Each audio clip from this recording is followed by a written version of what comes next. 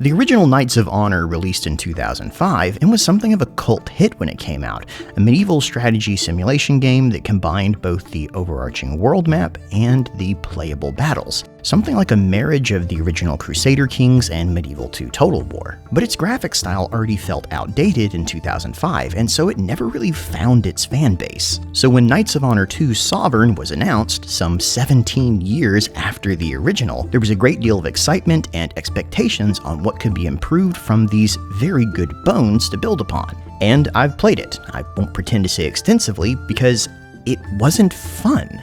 And I hate to say that as a reviewer because this is a game I've been looking forward to the release of since it was announced 2 years ago. And for the sake of disclosure, THQ Nordic actually sent me a free copy to review. Normally this makes the press a little more predisposed to liking the game as it was a freebie after all, but outside of a very narrow sliver of people, I can't recommend it as a game to purchase. So who is likely to want to buy it? Well, if you enjoyed the original Knights of Honor, but felt it could use a bit more visual polish, here you go, 17 years later. My problems with the game really start with its title. This isn't Knights of Honor 2 Sovereign. This is Knights of Honor Remastered. And the thing is, for many of you, that will be enough. I mean, if you were a fan of the original Knights of Honor, you're gonna like this one, because it's the same game. In fact, if the game had called itself this would be a much different review. As far as remasters go, it's very good. It improves on the flaws of the original while also keeping that sense of nostalgia with a UI update. They've even converted everything to 3D for you.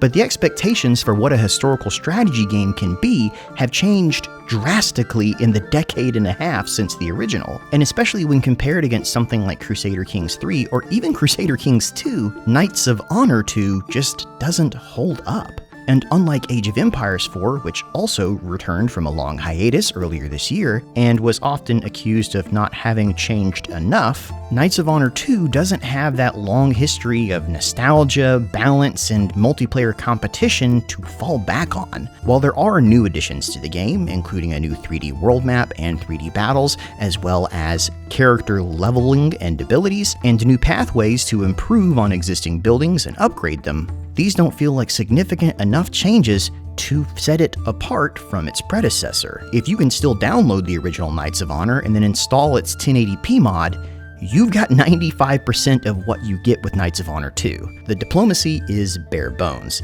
The UI interface feels constrained, and the fact that you can't zoom out far enough to even see two cities at the same time makes the whole game feel claustrophobic to play. For many, one of the biggest selling features of the game is the ability to fight your own battles.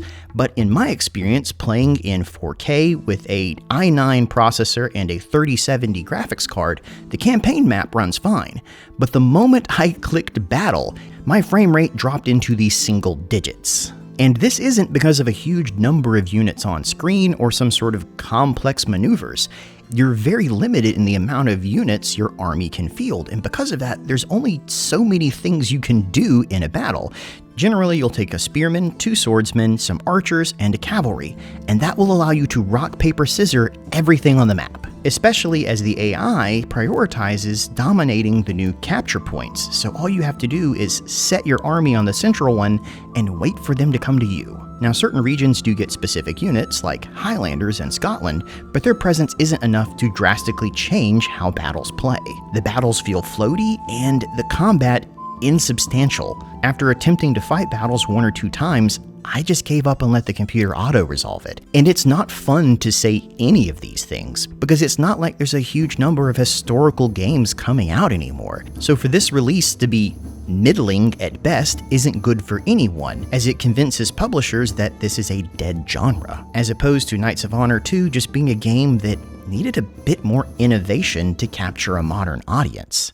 The official price has yet to be announced for the game, but everyone seems to think it's going to land at about $45 US, which is too high an asking price for this. If you never played the original Knights of Honor, it's interesting, but it's unlikely that Knights of Honor 2 Sovereign would be your go-to game in your Steam library when there are so many others in it that already do it better. Normally I try and end on a high note that, oh, well, you know, the developers worked hard, and I'm sure with enough support they can turn this around and make something really interesting out of it, or, you know, a few patches later it can really create something.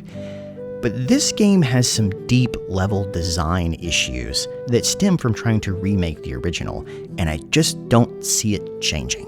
And that's my review. If you enjoyed the original Knights of Honor, you'll probably like this one, as it's just a remaster, and if you've never played Knights of Honor before, it might be worth picking up for, say, half off at $20, just because it's an interesting concept, and it does work well. I mean, you can pick any country or county on the map and play them however you feel, but other games already do that too. So all I can say is, it's a shame this game didn't come out like in 2010, about 5 years after the original, as a sequel then, because now it's a decade late and many dollars too expensive. Thanks for watching.